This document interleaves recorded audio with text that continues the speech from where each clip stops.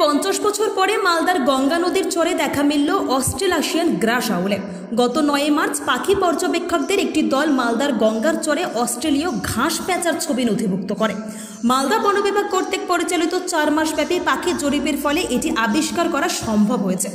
মালদা বন বিভাগ কর্তৃক পরিচালিত জরিপের সময় মালদা গ্রিন পিপলস ইন্ডিয়া এবং কলকাতার বার্ড ওয়াচার্স সোসাইটির সহযোগিতায় সন্দীপ দাস, স্বরূপ সরকার এবং সৈকত দাসের সাথে 9 মার্চ 2025 তারিখে সন্দীপ দাস প্রথমে এই প্রজাতির পাখির ছবি রেকর্ড করেছেন। বন দপ্তর সূত্রে জানা গিয়েছে, পশ্চিমবঙ্গে এই প্রজাতিটি পাখির খুবই কমই রেকর্ড রয়েছে। 1980 সালে প্রকাশিত হয়, যখন বিখ্যাত পাখি পর্যবেক্ষক অজয় হোম তার চেনা অচেনা পাখি বইয়ে শান্তিনিকেতনে এর উপস্থিতির কথা উল্লেখ করেছিলেন। মালদার বিভাগীয় বনাধিকারিক জিজু জেসফার জানিয়েছে, 9 মার্চ থেকে 11 মার্চ জেলা প্রশাসনের নেতৃত্বে বন বিভাগের একটি যৌথ দল বিভিন্ন প্রজাতির পাখিদের অবস্থান এবং উপস্থিতি পুনর্নিশ্চিত করার জন্য গঙ্গার চর পরিদর্শন করেন। সেখানেই এই ধরনের বিলুপ্ত প্রজাতির পাখির দেখা মিলেছে। হ্যাঁ, কীভাবে শনাক্ত করলেন, কী বলবেন? হ্যাঁ, আমাদের ডিও সাহেবের পরামর্শ মতো আমরা শীতকালে পরিযায়ী পাখির গণনা করি। তো এবছর যেটা প্ল্যান হয়েছিল, ডিও সাহেব আমাদেরকে বলেছিলেন যে পুরো গঙ্গা জুড়ে একটা পরিযায়ী পাখির গণনা হবে। পরিযায়ী খালি না, পরিযায়ী এবং স্থানীয় পাখির গণনা হবে। তো সেই মতো আমরা ডিসেম্বর, জানুয়ারি, ফেব্রুয়ারি এবং মার্চ 4 মাসে 4টে, শুরুর দিকেই প্রতি মাসেই 4টে গণনা করি। এই গণনাটা যে হয়, সেই গণনাটা একটা বিরাট বড় জায়গা জুড়ে হয়। অর্থাৎ আমাদের যে গঙ্গা নদী আছে, সেই গঙ্গা নদীটা ফারাক্কা ব্যারেজ থেকে আরম্ভ করে একদম শেষে কাটিয়াদিয়াড়া, অর্থাৎ মুর্শিদাবাদ বর্ডার থেকে আরম্ভ করে, যেখান থেকে আমাদের মালদার সংলগ্ন গঙ্গা নদী আমরা পাই, সেখান থেকে শেষ করি গিয়ে আমরা একদম বিহার বর্ডারে কাটিয়াদিয়াড়া বলে জায়গা। এবং তার সঙ্গে আমরা আরও ইনক্লুড করি ফুলোহার রিভারবেডকে, অর্থাৎ ফুলোহার নদীকেও আমরা এই গণনার মধ্যে রাখি। প্রতিটা গণনাতে 4টে করে বোট পুরো এরিয়া জুড়ে পাখি দেখে, গণনা করে। তার কারণ হচ্ছে এই মুহূর্তে পাখি মালদা শহরের যে গঙ্গা রিভারবেডটা আছে, গঙ্গা নদী আছে, সেই গঙ্গা নদী কিন্তু একটা খুব ইম্পর্টেন্ট জায়গা বিলং করে। 1 নম্বর হচ্ছে এর একটা ইম্পর্টেন্ট বার্ড এরিয়া বা IBA বলে তকমা আছে। দ্বিতীয়ত হচ্ছে এটা সেন্ট্রাল এশিয়ান ফ্লাইওয়ে, অর্থাৎ শীতের সময় যে পরিযায়ী পাখিরা ভারতবর্ষে ঢোকে তার একটা রুট। এদের নির্দিষ্ট কোনো ফ্লাই জোন আছে, নির্দিষ্ট ফ্লাই জোনের মধ্যে দিয়েই এরা ভারতবর্ষে ঢোকে এবং আমাদের এই সেন্ট্রাল এশিয়ান ফ্লাইওয়ে এই গঙ্গার ওপর দিয়ে গেছে। অর্থাৎ পাখিরা এখান দিয়ে ভারতবর্ষে ঢোকে বাইরে থেকে শীতকালীন পরিযানের সময়। তো আমরা সারা বছর ধরেই, সারা 4টে মাস ধরেই আমরা এই গণনাটা করি। গণনা করার পর শেষ গণনাতে, অর্থাৎ যেটা গত 9 তারিখে ছিল, আমরা এই আউলটা পাই। আউলটার লোকেশন এই মুহূর্তে আমরা ডিসক্লোজ করতে চাই না, কারণ একটা খুব ইম্পর্টেন্ট সাইটিং, কাজেই আমি একদম পিন পয়েন্ট লোকেশন বলতে পারবো না। গঙ্গার মধ্যে কোনো এক জায়গায় আমরা পাখিটাকে পাই।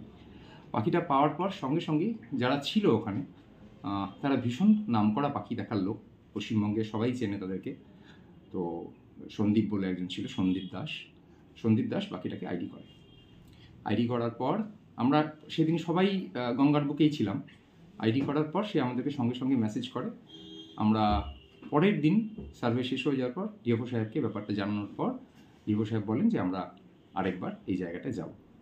তো সেখানে গিয়ে আমরা আজকেও সেই পাখিটাকে পাই, তার ছবিও তোলা হয়, এর আগের দিনও ছবি তোলা হয়েছিল এবং এটা বিভিন্ন জায়গা থেকে বিভিন্ন এক্সপার্টের মধ্যে দিয়ে আমরা এটাকে কনফার্ম করি যে এটাই সেই অস্ট্রেলেশিয়ান গ্রাস আউল। কটা থাকতে পারে বলে মনে করছেন আপনারা? দেখুন, এরকমভাবে বলাটা খুব মুশকিল। এই সমস্ত পাখিগুলো আমরা যদি ঐতিহাসিক দিক থেকে দেখি, তাহলে একটা সময় ছিল পূর্ণিয়া, বিহার, মালদা, এখানে যে বড় ঘাসগুলো হয় সেই ঘাসের মধ্যে প্রচুর পরিমাণেই পাওয়া যেত, এরকম একটা ধারণা। প্রচুর পরিমাণে এভরি নাও অ্যান্ড দেন, শালিকের মতো না, কিন্তু পাওয়া যেত। 1927 সালের একটা রিপোর্টে মিস্টার বেকার বলছেন যে প্রবাবলি আরও 100 বছর আগে এটা আরও বেশি সংখ্যা ছিল। আপনি ভাবুন, 1927 সালে পাখি বিশেষজ্ঞ বেকার বলছেন যে এটা 100 বছর আগে বেশি সংখ্যায় পাওয়া যেত। আর আজকে এটা 2025 সালে এসে আমরা একটা পেয়ার, এত বছর ধরে আমরা গঙ্গায় সার্ভে করছি, একে পাইনি, এবছর আমরা পেলাম। একদমই কি কত বছর পর? লাস্ট পশ্চিমবঙ্গ থেকে সাইটিং ছিল 1980 সালে শান্তিনিকেতনে। অজয় হোম বলে একজন নামকরা পক্ষী বিশেষজ্ঞ, তিনি এটা রিপোর্ট করেছিলেন, কিন্তু সেই সময়কার কোনো, যেহেতু সেই সময় ক্যামেরা এতখানি উন্নত ছিল না, ছবিও ছিল না, আর কোনো স্পেসিমেন কালেকশনও ছিল না। ইউজুয়ালি এই ধরনের রেয়ার পাখি হলে পরে তার স্পেসিমেন কালেকশন করে সেটাকে সাবমিট করা হয় রেকর্ড করার জন্য, কিন্তু কোনো স্পেসিমেনও ছিল না, কোনো ফটোগ্রাফও ছিল না। কিন্তু যেহেতু উনি একজন বিখ্যাত পক্ষী বিশেষজ্ঞ এবং ওনার পক্ষে এই ভুলটা করা মুশকিল, আমি ধরেই নিচ্ছি যে 1980 সালে শেষ দেখা গেছে। একদমই কি বিলুপ্ত প্রায়? না, তা বলবো না, একদমই নয়, আমাদের এদিকে কম দেখা যায়।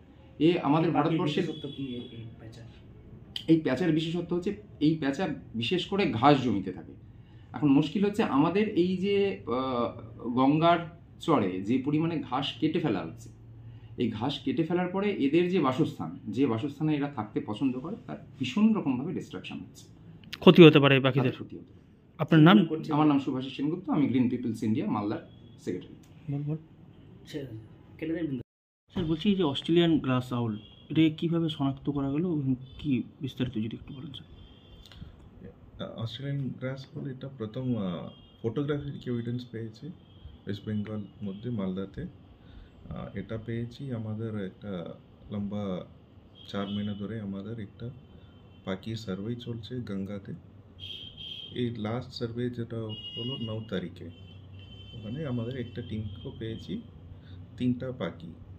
ওটা কনফার্ম করার জন্য আজকে আমি আর ডিস্ট্রিক্ট অ্যাডমিনিস্ট্রেশন আর আমাদের এনজিও যারা গ্রিন পিপল ইন্ডিয়া আর বার্ড ওয়াচার সোসাইটি, তারা নিয়ে একটা টিম তৈরি করে ওই জায়গাতে গিয়ে আমরা ভেরিফাই করলাম।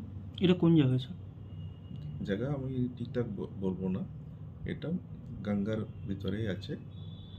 আর আমাকে আজকে 2টা পাখি পেয়ে গেছে। আগামীতে মানে কি করা হবে, কীরকম পদক্ষেপ নেওয়া হবে? এটার জন্য আমরা ভেবেছি একটা প্রপোজাল তৈরি করবো, ডিস্ট্রিক্ট অ্যাডমিনিস্ট্রেশনের সঙ্গে কথা বলবো, ওরা কীভাবে কী করতে পারে ওই জায়গাতে, ওই এলাকাতে, ওইরকম আমরা এগাবো। এই আউল কি প্রায় বিলুপ্ত প্রায় বলা যেতে পারে? এখন এই আউল শুধু নর্থ ইস্ট এলাকাতে পেয়েছি, আর পশ্চিম বাঙ্গালতে আগে ছিল। 1920 সালে একটা ডিস্ট্রিবিউশনের রেকর্ড ছিল, 1980 সালে একটা রেকর্ড ছিল শান্তিনিকেতনে, কিন্তু কোনো ফটোগ্রাফিক এভিডেন্স নেই আর লোক দেখাও নেই। এটা প্রথমবার দেখে ফটো তোলা হয়েছে। কীভাবে আইডেন্টিফাই করা গেল?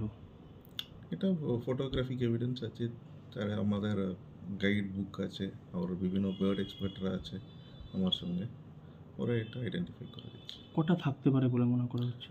ওটা আমি এখন বলতে পারবো না ঠিকঠাক সার্ভে না করলে।